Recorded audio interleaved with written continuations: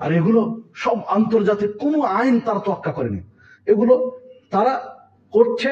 গোটা বিশ্বের অমুসলিমরা তাদেরকে সাপোর্ট করছে, গোটা বিশ্বের অমুসলিমরা তাদেরকে সাপোর্ট করছে, কেউ কথা বলে না। সম্মানিত উপস্থিতি, দেখুন এই ক্ষেত্রে মুসলিম বিশ্বের দায়িত্বশীল নেতৃবৃন্দ তাদের যে ভূমিকা রাখা দরকার তারাও সে ভূমিকা রাখেনি, তারাও সে ভূমিকা রাখতে পারেনি। কথা বললে তো অনেক বেশি হয়ে যায়। আমরা সবাই ইরান কেন্দ্রিক চিন্তা করি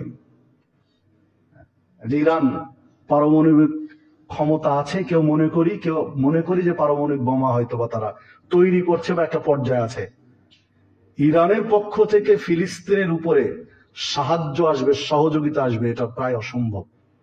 আপনার যে বিশ্লেষণই করেন না কেন, তুরস্ক থেকে অনেকেই মনে করেন যে তুরস্কের মানুষ হয়তো বা ফিলিস্তিনের পক্ষে দাঁড়াবে। জি না, কারণ এখানে আকীদা মানহাজগত সমস্যা রয়েছে।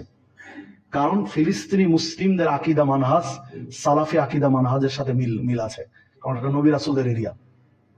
তুরস্কের মানুষের আকীদা মানহাজ সালাফিদের মতো নয়, ইরানের মানুষের আকীদা মানহাজ সালাফিদের মতো নয়।